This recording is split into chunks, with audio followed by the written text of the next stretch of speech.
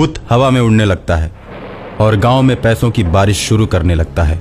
गांव में पैसे बरसते हुए देखकर गांव के सभी लोग खुश हो जाते हैं और पैसे लूटने लगते हैं। गांव वाले बहुत सारा पैसा लूटते हैं।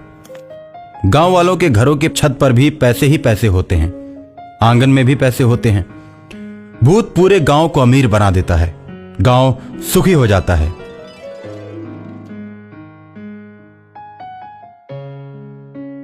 गांव के सभी लोग भर भर पेट भोजन करने लगते हैं।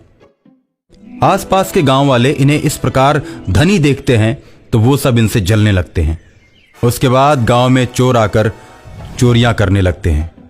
गांव वाले चोरों से परेशान हो जाते हैं। गांव वालों को परेशान देखकर भूत सोचता है, मेरे पैसे बरसाने की वजह से इस गांव में चोरियां होनी शुरू हो गई हैं। जब ये लोग गरीब थे तो कोई भी इन्हें पूछने नहीं आता था। अब जब ये लोग अमीर हो गए हैं तो चोर इन्हें सताना शुरू कर दिए। अब मैं चोरों को पकड़ लूंगा। रात में चोर चोरी करने के लिए मुखिया के घर पहुंचते हैं। जैसे ही घर में जाते हैं, भूत बाहर से दरवाजा बंद कर देता है और चोर चोर चिल्लाने लगता है। गांव में किसी के चिल्लाने की आवाज सुनकर गांव वाले जग जाते हैं। चोर चोर चिल्लाने की आवाज मुखिया के घर की तरफ से आ रही थी और लोग दौड़कर मुखिया के घर की तरफ जाते हैं। मुखिया का भी पूरा परिवार जग जाता है। सभी के इकट्ठा हो जाने के बाद लोग दरवाजे को खोलते हैं और चारों चोरों को पकड़ लेते हैं। चारों चोरों को पकड़कर लोग खूब मारते हैं और मारने के बाद चोरों को ले जाकर पुलिस के हवाले कर देते हैं। पुलिस भी चोरों को खूब मारती है और जेल में बंद कर देती है। उसके बाद गांव में चोरी की घटनाएं बंद हो जाती हैं। भूत गांव वालों को खुशहाल देखकर बहुत ही खुश होता है और गांव वाले सोचते हैं, आखिर पैसा बरसाने के पीछे किसका हाथ है? चोरों के आने के बाद दरवाजे पर कुंडी किसने लगाया? इन सब बातों पर मुखिया के साथ गांव के लोग चौपाल पर विचार करते हैं। दरवाजे पर कुंडी तो मेरे परिवार के किसी सदस्य ने नहीं लगाया। मुझे तो लगता है कि कोई अदृश्य शक्ति हमारे पूरे गांव की मदद कर रही है।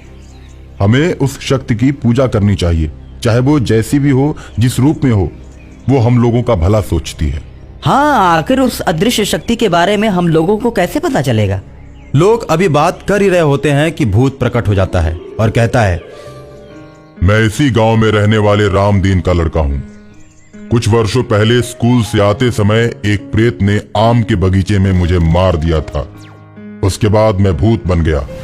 मैं हमेशा अपने गांव के भले की बात सोचता हूं और गांव में मैंने ही पैसे बरसाए हैं।